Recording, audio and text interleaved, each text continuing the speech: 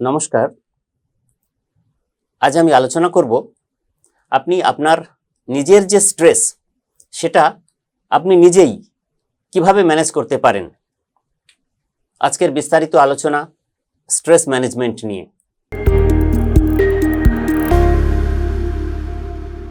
আমাদের জীবনে সর্বস্তরে এখন স্ট্রেসের ছড়াছড়ি। কর্মস্থলে চাপ।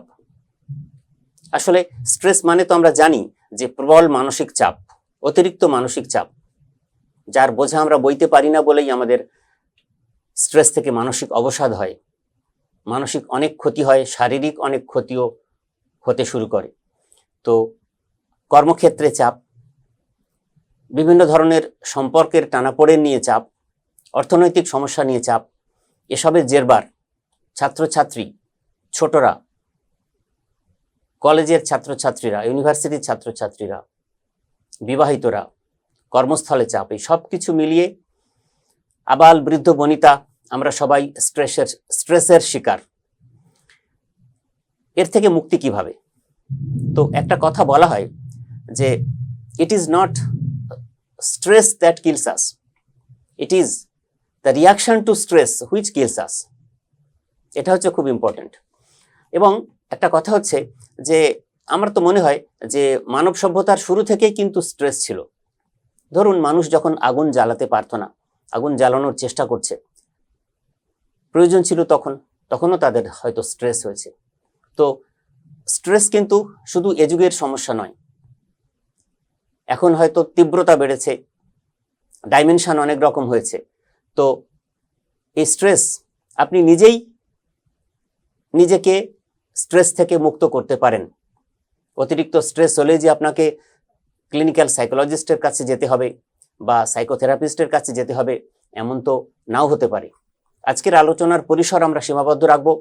আপনি নিজেই আপনার স্ট্রেস কিভাবে নিয়ন্ত্রণ করতে পারেন, সামলাতে পারেন। স্ট্রেস এমন একটা জিনিস, এটাকে বলা হয় সাইকোসোশ্যাল পারসেপশন প্রবলেমস থেকেই শুরু হয়। আমাদের পারসিভড কিছু থট প্রসেস যেটা আমাদের মানসিক উদ্বেগের মধ্যে ফেলে দেয়, প্রচণ্ড টেনশনের মধ্যে ফেলে দেয়। যেমন পড়াশোনা স্কুলে ভালো হচ্ছে না, তাহলে ছাত্রছাত্রীদের স্ট্রেস হতে শুরু করবে। যে ছেলেটি আগে পড়াশোনায় খুব ভালো ছিল, হয়তো অতিরিক্ত মোবাইল আসক্তির কারণে কালক্রমে উঁচু ক্লাসে উঠতে উঠতে তার পড়াশোনার তার পারফরমেন্স অনেক খারাপ হচ্ছে, সেক্ষেত্রে তার প্রচণ্ড স্ট্রেস হচ্ছে। কর্মস্থলে ধরুন, কর্মস্থল আপনার বাড়ি থেকে অনেক দূরে, বা কর্মস্থলে যে পরস্পরের মধ্যে যে রাইভালরি সেগুলো থাকে, সেগুলো থেকে স্ট্রেস। কর্মস্থলে নারীদের ক্ষেত্রে যৌন হেনস্থা, এরকম অনেক ধরনের সমস্যা থাকে। রিলেশনশিপ যে প্রবলেমসগুলো থাকে, মানে দাম্পত্য কলহ বলি আমরা বিবাহিতদের ক্ষেত্রে, বা প্রেমের সম্পর্কে যারা আছে তাদের যে সমস্যা, এই সব কিছুর মধ্যেই যে টানা পড়েন, তার থেকে যে অতিরিক্ত মানসিক চাপ, সেটাই হচ্ছে স্ট্রেস। এছাড়াও পারিবারিক অনেক কারণ থাকে, সেসবের কারণে কিন্তু আর্থসামাজিক অনেক পরিস্থিতি তৈরি হয়, যার থেকে আমাদের স্ট্রেস হতে পারে ছোট বড় নির্বিশেষে সবার। আমরা তো সবাই কোনো না কোনো সময় স্ট্রেসের মধ্যে দিয়ে যাই, পরিস্থিতির মধ্যে দিয়ে যাই। তো স্ট্রেস থেকে কি কি হয়, মানে নিজেকে স্ট্রেস কাটাতে হলে আসলে স্ট্রেসের এফেক্ট কি হয় সেটা জানা দরকার। তো স্ট্রেসের প্রথম যেটা হয়, আমাদের প্রবল অ্যাংজাইটি হয়, উদ্বেগ উৎকণ্ঠা হয়, ভয় ভীতি, এই ধরনের উৎকণ্ঠা চলে আসে। কালক্রমে তার থেকে অনেক বেশি টেনশন হয় এবং সবশেষে প্রবল মানসিক অবসাদ। তো এগুলো থেকে বেরিয়ে আসতে হলে আমাদের চিন্তা করতে হবে যে এই স্ট্রেসের উৎসগুলো কি কি। ব্যক্তি নির্বিশেষে সেই উৎস যদি নির্ণয় করা যায়, তাহলে সেখান থেকে বেরিয়ে আসা তার নিজের পক্ষেই হয়তো সম্ভব হতে পারে। আলোচনা আমরা সেখানেই সীমাবদ্ধ রাখব। আমাদের জীবনের বিভিন্ন অভিজ্ঞতা থেকে কিন্তু আমাদের রেসিলিয়েন্স অনেক বাড়ে, মানে আমাদের সহ্য শক্তি বাড়ে।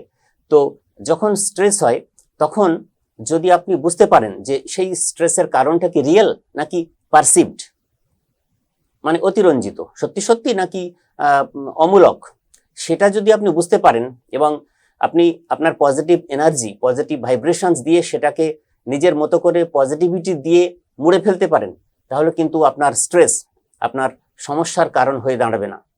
ব্যাপারটা কেমন, ধরুন আমরা অনেকেই দেখুন, আমরা একটা সারা গোটা দিন কি সুন্দরভাবে অতিবাহিত করে দিই, যেমনটা আগের দিন ভেবে থাকি যে সকালে ঘুম থেকে ওঠা, কাজকর্ম করা, অফিস যাওয়া ফেরা, হই হুল্লোড় করা, আনন্দ করা, সন্তানদের জন্য সময় দেওয়া, যার যেমন কাজ আমরা সবটাকে সুন্দরভাবে সুচারুভাবে সম্পন্ন করে ফেলি এক একটা দিন।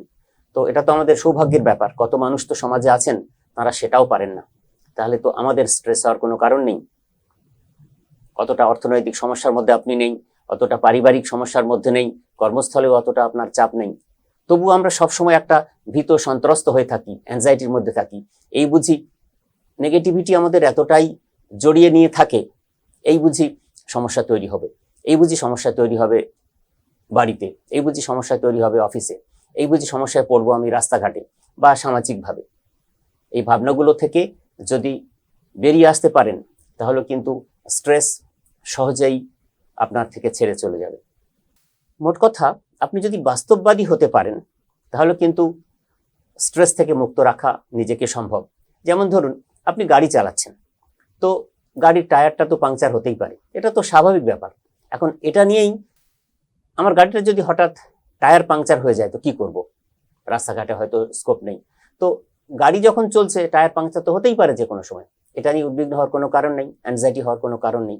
তো এরকম যদি পজিটিভ থট প্রসেসটা আপনার মধ্যে ঠিকঠাকভাবে থাকে তাহলে কিন্তু এই স্ট্রেস আপনাকে বিপদে ফেলতে পারবে না, অবসাদের কবলে আপনাকে পড়তে হবে না।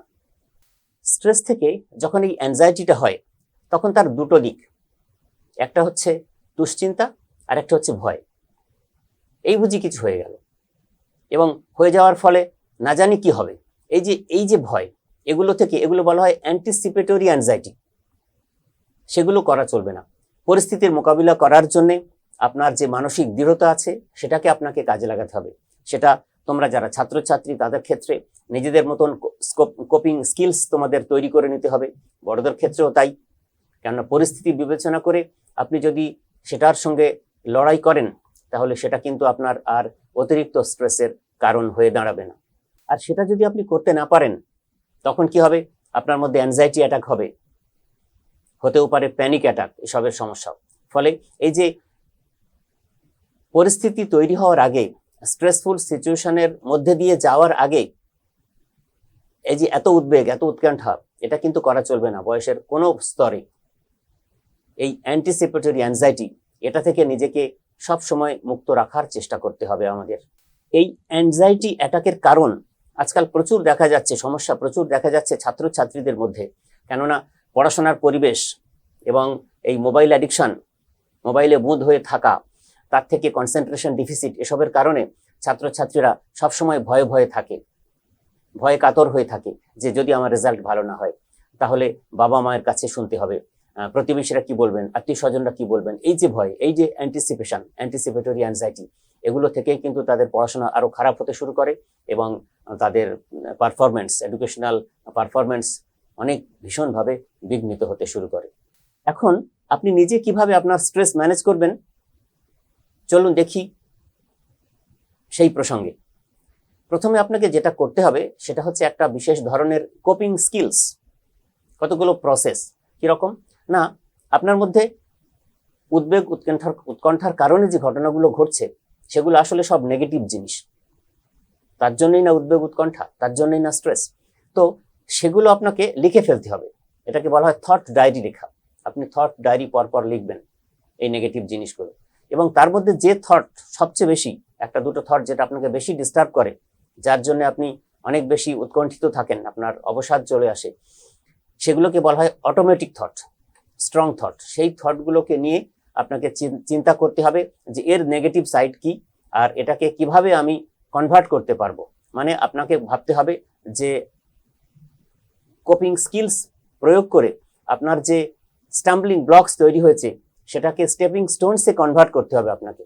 সেটা আপনি করতে পারবেন যে পরিস্থিতির মধ্যে দিয়ে আপনি যাচ্ছেন, পরিস্থিতির যে প্রসেস তার মধ্যেই কিন্তু এর উত্তর লুকোনো আছে।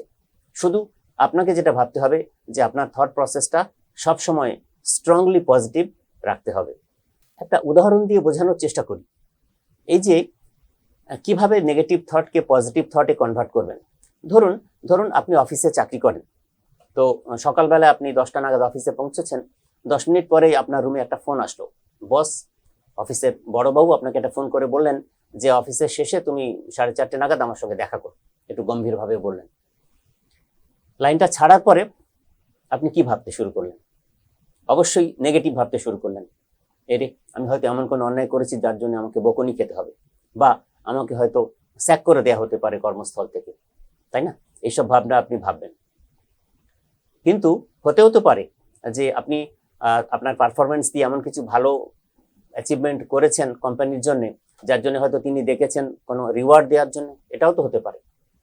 তো এই যে নেগেটিভকে পজিটিভে কনভার্ট করার যে প্রসেস, সেখানে আপনাকে এক্সট্রিম নেগেটিভ ভাবার দরকার নেই, আবার গদগদ হয়ে এক্সট্রিম পজিটিভ ভাবারও দরকার নেই। তাহলে কি করতে পারেন আপনি? না, একটা অল্টারনেটিভ থট প্রসেস তৈরি করতে পারেন তার মধ্যবর্তী, যেটা আপনাকে ব্যালেন্স করবে। সেটাই হচ্ছে সবচেয়ে বড় কোপিং স্কিলস। তো এই যে কোপিং স্কিলস, এই যে অল্টারনেটিভ থট প্রসেস একটা চিন্তা করা, মধ্যবর্তী একটা প্রসেস চিন্তা করা যে কোনো কঠিন সিচুয়েশনে, সেটাই আসলে সাইকোলজির ভাষায় বলা হয় কগনিটিভ বিহেভিয়ার থেরাপি বা সিবিটি। জানেন তো, কিছু মানুষ আছে যারা সবকিছুতেই সবসময় নেগেটিভ। তো এটা তাদের কোর বিলিভস, সেখান থেকে তারা বেরোতে পারে না। যে কোনো পরিস্থিতির মধ্যে তারা নেগেটিভ কিছু জিনিস চিন্তা করে। তো তারা যদি এই কোপিং স্কিলস স্ট্র্যাটেজিটা প্র্যাকটিস করেন, তারাও কিন্তু নিজে নিজেই তাদের সমস্যা থেকে বেরিয়ে আসতে পারবেন। কিন্তু কখনো কখনো এই যে স্ট্রেসের মাত্রা এতটা বেড়ে যায়, তা সে ছাত্রছাত্রীদের হোক বা আমাদের বড়দের, সেক্ষেত্রে শত চেষ্টা করেও হয়তো তিনি কোনো স্ট্র্যাটেজি ঠিকভাবে প্রয়োগ করে সেখান থেকে বেরোতে পারছেন না। তখন তাকে একটু ব্রেক নিতে বলা হয়, কর্মস্থল থেকে একটু ছুটি নিতে, বা স্কুলের ক্ষেত্রে 1-2 দিন স্কুল বন্ধ করতে, যাতে নিজের জন্য তিনি সময় দিতে পারেন, ছাত্রছাত্রীটি সময় দিতে পারে সিচুয়েশনটা ভালো করে রিয়ালাইজ করার জন্য। সেটা করেই কিন্তু আস্তে আস্তে নিজের মধ্যে যে পজিটিভ এনার্জি আছে সেটাকে জাগিয়ে তুলতে পারেন, তখনও কিন্তু তিনি ওখান থেকে বেরিয়ে আসতে পারেন। এবং সবশেষে তো আছেই, যদি একান্তই সম্ভব না হয় তখন হয়তো সাপোর্টিভ সাইকোথেরাপি বা কাউন্সেলিং নেওয়াই যেতে পারে। তো চেষ্টা করলে যে কোনো বয়সের মানুষজন, ছাত্রছাত্রীরা, বড়রা, বৃদ্ধ বৃদ্ধা, যে কেউ নিজের যে ছোট ছোট কারণে স্ট্রেস বা সামাজিক, পারিবারিক, ধর্মীয় বা রাজনৈতিক বিভিন্ন রকম সমস্যায় পড়ে যে ধরনের কঠিন জটিল স্ট্রেসগুলো আমাদের জীবনে অতর্কিতে নেমে আসে, সেখান থেকেও কিন্তু বেরিয়ে আসা সম্ভব। প্রসঙ্গ শেষ করব এই বলে যে আমাদের মধ্যে যার যত ইতিবাচক মানসিকতা প্রখর, প্রবল, তার তত স্ট্রেস ম্যানেজ করার ক্ষমতা বেশি। আসলে আমাদের চলার পথে আমরা যদি সবসময় ইতিবাচক চিন্তাভাবনা করি, কিছু ভুল ত্রুটি জীবনে থাকবে যার কারণে স্ট্রেস হবে, তো সেগুলোকে সরিয়ে রেখে যদি আমাদের ফোকাসটাকে সবসময় পজিটিভ রাখি, তাহলে কিন্তু আমরা খুব সহজেই এই কোপিং স্কিলস ফলো করে আমাদের স্ট্রেসকে নিয়ন্ত্রণে রাখতে পারি। ধন্যবাদ।